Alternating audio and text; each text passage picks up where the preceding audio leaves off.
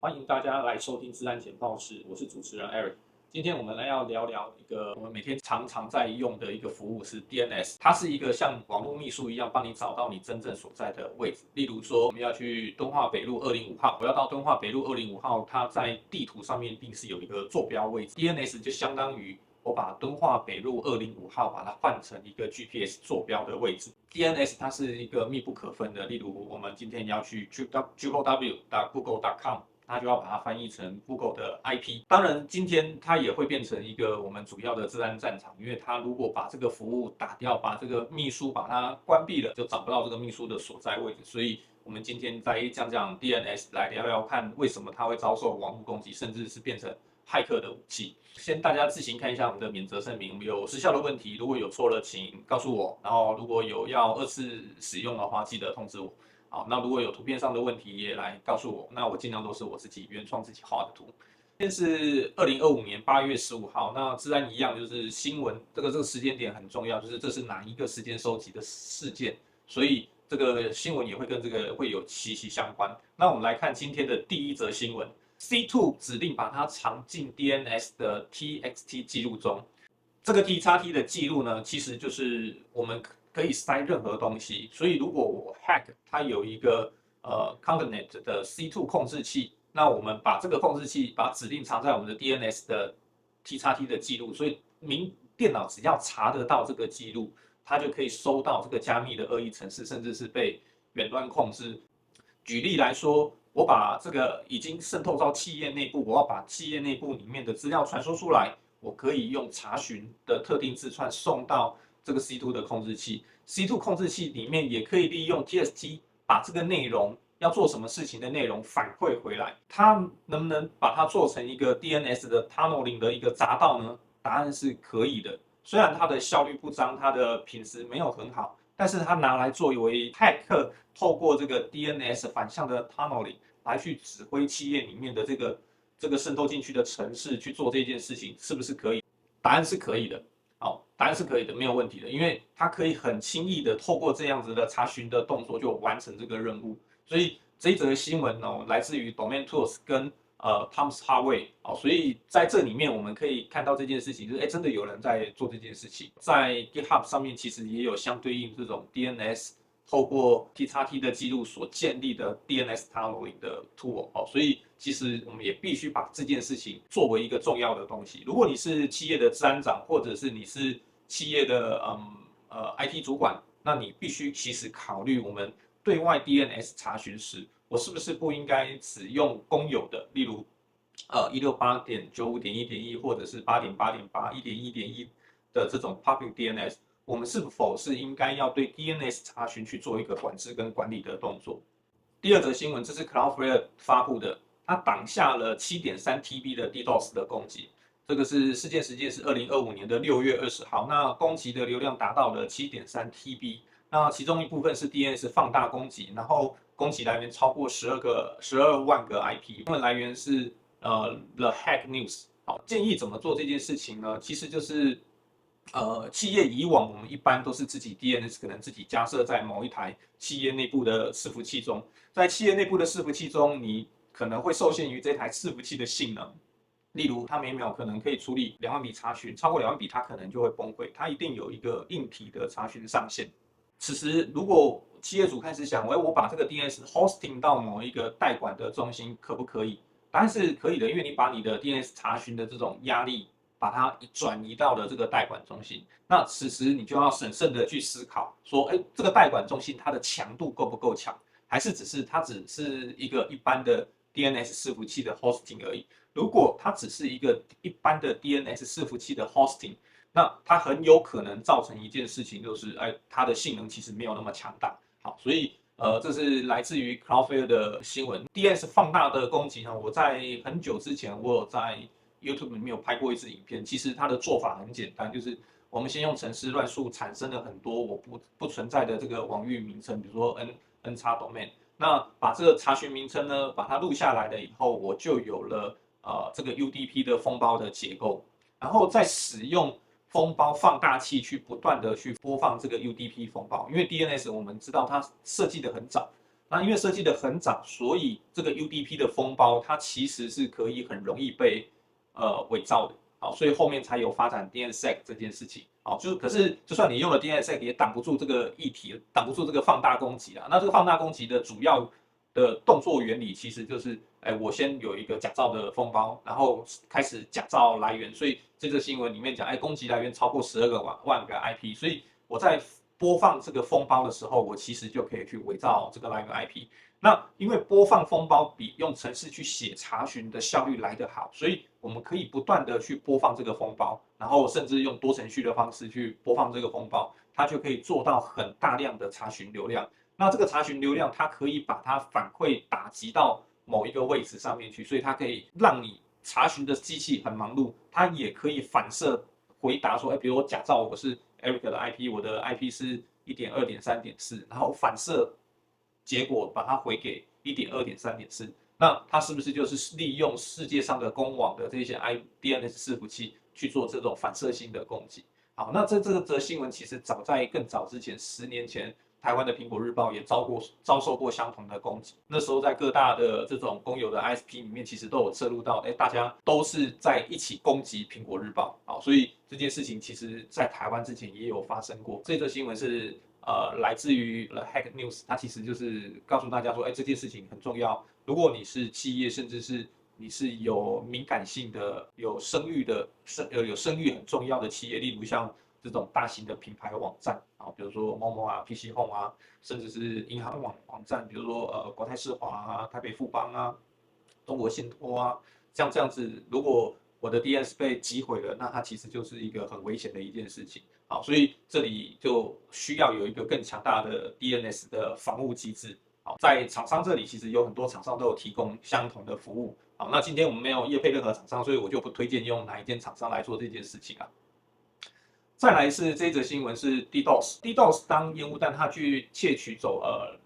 9600万笔资料 ，iWin 遭受了 DDoS 攻击，表面瘫痪 ，DNS 的 DDoS 攻击，骇客趁乱把这个内部的资料大量的偷走。好，那这个资料来源是 TagRadar 基础设施，其实就像是 DNS， 它其实也要有分层的防御，就是我有内部查询用的 DNS 系统，我也要有对外的 DNS 的查询系统，所以我们应该是要分成两个 tier， 就是我对外有对外的 DNS， 我对内有对内的 DNS。我不只是有对外的 DNS， 也要有对内的 DNS， 这个是必须是一起考量在内的。好，不能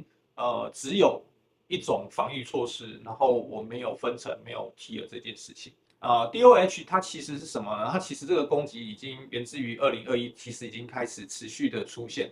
DOH 其实是 DNS over 的 HTTPS， 它的目的是说，因为 DNS 我们刚刚讲的，它在中间查询过程用的是 UDP 的封包，它其实是没有加密的，很容易透露我这个使用者我访问了，我要解析哪一些 DNS，例如说，我去网络上询问，东华北路205号，那东华北路205号它到底是在什么位置？其实让我去马路上就大声的广播说，东华北路205号到底在哪里？然后就有好心的民众就跑来跟我讲，这个它的正确的位置啊，你要往哪个方向走才能抵达它？它就没有加密这件事情。DNS over 了 HTTPS， 它其实因为 over 在 HTTPS 上面，所以两边是需要做 SSL 加密的，所以只有问的人跟回答的人知道你想要问什么，所以它变成了很有隐私性。好，它的隐私性被加强了，所以任何人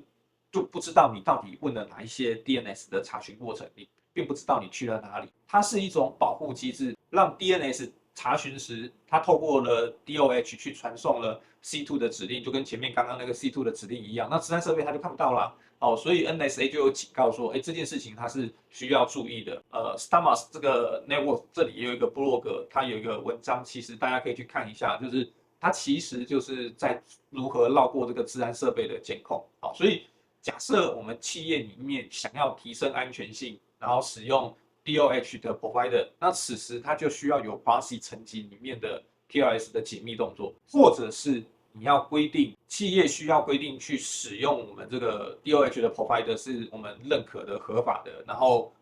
甚至是我们要有检查的机制，或者是限定凭证的机制，然后避免这个 DOH 是可以被任意使用的，或者是我们就要禁止这个非合规的 DOH，所以如果 hack 进来，然后他发现说，哎，DNS 里面有分内外层级，哦，那我对内的只查得到对内的东西，我查不到对外的东西，对外的东西它可能利用 DOH 跑出去了，所以我们的 DOH 可能就要限定特定的层级才是可以使用的，哦，或者是正向表列的清单才可以使用的，哦，如果它有一个自己跑去自己的 DOH，然后这个 DOH 是可以传送 C2 指令的，那它也会变成引擎的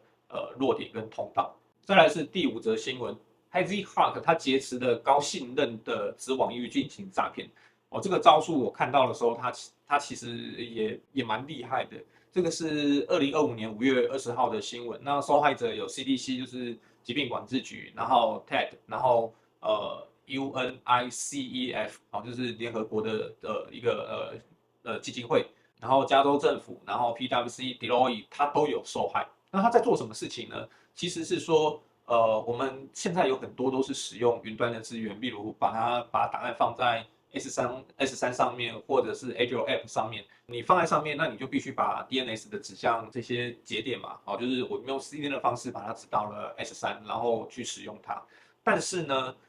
因为我们可能指向过去了以后，这个专案已经结束了。这个专案结束了以后，管理者就把这个App 下架了，但是他并没有去把这个 CNAME 的指向做关闭。好，例如我原本是叫做 www Eric.com 好了，好，那这个网址我可能 CNAME 到 S3 的某一个位置，好，那可能就叫 XYZ，好，然后点叉叉叉点叉叉叉，然后就指向了 S3，好，所以当你去查这个领域名字的时候，它就跑到了 S3去，专案关闭了，可是它的 CNAME 并没有关闭，所以 Hack 他就做了一件事情，就是他去找说，哎，你已经关闭了这个专案，但是你的 CNAME 还查得到这个解析。然后因此他就去这个 S3 的平台或者是 Azure 的平台去注册相同的路径，他就接管了这个子网域，那此时他就可以导入了诈骗广告或者是诈骗网页或恶意通知，他就可以去用合法的网域名字啊，所以这里面的受害者就有这些人啊，就是从BPIN Company 跟InfoBlocks 这几个 DNS 的厂商里面所提供的一些资讯，因为这个看到的时候我也是很惊奇，因为管理者通常我把 App 下架或把服务下架以后，真的很少去检查 CNAME 这里面有没有移除。所以其实对于我们来说，企业应该要定期审查我们的 DNS 里面的指向。如果我要删除不使用的资源，我也要去检查 DNS，甚至导入 DNS Purchase Manager 的工具。好，那因为没有业配，我们就不念厂商的名字。如果有业配，有厂商想要业配的话，欢迎跟我们联络。就是我们可以仔细的介绍你的方案。这里面其实很大的一个逻辑，其实就是在思考说，哎，你这个 DNS 如果没有使用，然后你没有使用，我们其实就要把它删除。不然，如果它 CNAME 到外面的云端平台，然后又有人去冒用注册相同云端平台的名称解析的动作，那此时你的名字就，他就可以用你的名字来去做诈骗的动作，哦，或者是做假广告的动作，那这是一个很危险的一件事情。以上这是这次的5则的新闻，那这5则新闻讲完以后，如果你觉得对你有帮助的话，那你就帮我们宣传我们的频道。接着我们就来讲 DNS 是什么呢？它的全名是 Domain Name System，就是把网址把它翻译成 IP 的系统。就像我们刚刚举例的，我把敦化北路205号把它翻译成 IP，翻译成坐标，让你可以实际找到它真正的所在的位置啊。就像飞机在天上飞，它要能够找到位置，它必须靠到坐标。这里面它是一个不可缺少的东西。这里面包含了4个架构，好，分别也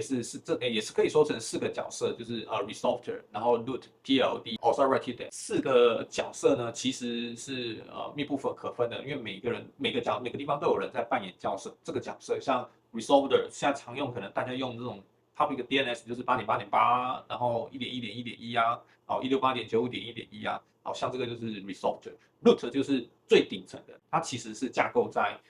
我们肚子里面 OS 肚子里面都会有一个 root 的这个清单，哦，它是不可被修改的，然后大部分都是透过 OS 在做 maintain 的。那 TLD 就是比如说我是管 .com 的啊，我是管 TW 的啊，这个里面它就是有这种发网域的这种管理者，好，然后再来是这个授权 DNS， 这其实就是我们的企业在管的这个面向，比如说，我现在管的是Eric.com 好了，它就是属于这个授权管理者。好，那这个其实这个已经建立了几十年了，就是它已经应该有40年了吧。每天其实我们都在使用它，但它的治安威胁其实是一直都在的。啊，为什么是一直都在的？我们可以思考了一下，就是以前它其实没有考虑过加密跟冒用这件事情，它只是像一本早期的电话化的那个黄页本啊，比如说我要打电话给中国信托，我就去那个Yellow Book 里面黄页本，可能年纪轻的人可能没有看过，就是我们比较年轻的那种那个电话本里面打开，你要去查哦，这个是中国信托，然后它的电话号码是几号，然后以前都是黄页本，那现在不是了，我们现在都是上网去查。那扮演这个角色的就是很像这个 DNS。那以前这个是没有考虑加密这件事情，目前就是有做加密验证的 DNS 这个事情在讨论，衍生了几件事情，就是因为它为了要快，所以都用 UDP 连线啊，所以它产生了几种攻击的做法啊，就是它可以用放大攻击。那前面其实也提到了放大攻击，因为它用 UDP 的方式，所以它不用交握，它不用两边去确定说，你都有在正确的握手，正确的在连线啊，因为它都是用 UDP 教我的，所以它可以很容易伪造，然后它可以很容易的滥用，然后可以用我刚刚讲的方法去放大它。哦，这就其实就是风险的存在。我要避免被人家打，我也要避免我的客户去查到有问题的。好，这里面就有可能几件事情，就是它还有 cache 的poison。在DNS 里面，就是我可以去污染它，甚至有这种 public DNS 要询问的时候，我抢先回答。那抢先回答，我就可以让你的网站中毒，好，然后让你可以去到不应该去的地方，哦，或者是我直接在 DNS 层级里面就把它做不一样的导向，好，有几个地方在做这件事情，像中国的长城防火墙，那他不想要让你去外网，或者他遇到的特定 FQDN，他不让你可以顺利的去做解析，其实他也大部分也是用的这种 cache poison，好，就是我在 DNS 的层级就把你拦截下来。然后让你不能做这件事。上个月在台湾也有一个相同类似的情境啊，就是警政机构它因为诈骗，所以他去要求要把某一个网域下架，然后这个网域下架的时候，在管理者端在台湾这里面的这个公众的 DNS 里面就把它做了下架，然后下架到影响到了 Azure 上面的一些 service，然后因此就让一些人他就去不了了 Azure，这种就是在 DNS 查询的时候去做拦截跟管理。在公众领域里面做这件事情，其实是要很小心的，因为你阻断的时候，它可能影响到了服务，可能是范围是很广的。那企业里面也会用相同的技巧跟方案去防止说企业员工去走到了一些CNC 的网域，或者是它有 malware 的网域，它也是一种防御的手段。所以它有正向使用的方法，也有负向使用的方法。好，所以这个议题，其实大家也是需要去关注它的。那再来是 domain 的hijacking，那 domain 的 hijacking，它这个逻辑其实它就是去偷管理者的 domain 的管理账号。那如果你注册了一个DNS 的管理平台，然后那个管理平台它只有账号跟密码，就是两大串字串。那我们上一集有讲到的。MFA，你没有去在这个网站上面开启 MFA，然后你这两串字串账号跟密码这个字串被人家偷走了，那你的 domain 被人家移走，那也是合情合理的。好，所以在这件事情上面，我们呼应上一集讲到的 MFA，你的 domain 这里的注册的这个管理平台，你的密码是不是有管理好？然后是不是有多因子的验证？再来就是 DS tunneling 偷资料这件事情，跟 C2 通道这件事情，就是我们刚刚讲到用 DNS T-T 去做 tunneling。有时候就是会用到 T-T 这个字串嘛，因为很多人验证身份都在验证这个拥有权，都是用 T-T 在验证的嘛。那因此偷资料这件事情，它就是存在的啊，它就是有风险的啊，它就是有问题的啊。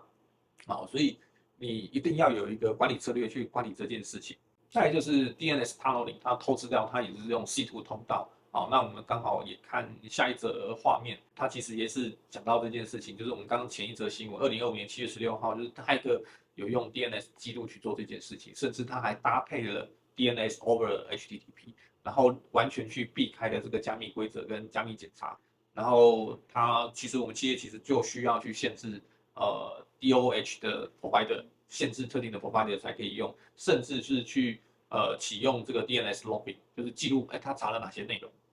如果有这个 T-T 的记录，就要去做防御，甚至配合 EDR，用 EDR 来去侦测这个异常的行为，也要去限制我们企业内可以查询的 DNS 它是受我们所信任的，这件事情很重要。所以如果有听众是IT 的管理者，或者是你是治安长，你必须开始行动考虑这件事情。你在企业内你现在是怎么查 DNS 的？你要开始进行盘点这件事情，不然它其实是蛮危险的。如果有不小心有人渗透进来，他要把资料传出去，他其实就可以用这个机制传出去。好，因为大部分我们可能企业下会严格限制说你上网的行为、上网的方向可以去什么地方，可是 DNS 查询可是往往是没有限制的，它是对外是全开放的，甚至是你是透过企业内的 DNS 对外查询，你的 DNS 也没有做规则的管理，它其实是很危险的一件事情。最后我们来讲一下这个趋势的现象 ，DNS 从这种服务性质变成了它是一个攻击的战场，然后它也是可以拿来渗透，甚至是利用加密协议DOH、DNS over HTTPS，那另外一个是 DNS over TCP， 此时就会让监控会变得困难，因为我们刚刚讲它原本是没有加密的，那加密了以后，管控就会变困难，所以这件事情是需要去审慎思考。如果你是企业的管理者，企业的负责人，企业的治安长，然后是企业的 IT 管理者，就要去思考说，我要从企业出发的时候，我要做什么事情。如果你是一般的消费者，你是一般的使用者，那应该要思考是，我的东西不能被人家偷看嘛，所以不想被人家偷看，那我就应该要把它加密加起来，加密起来我就不会被渗透，它的难度就会不变高嘛，所以加密有好处，它也有坏处，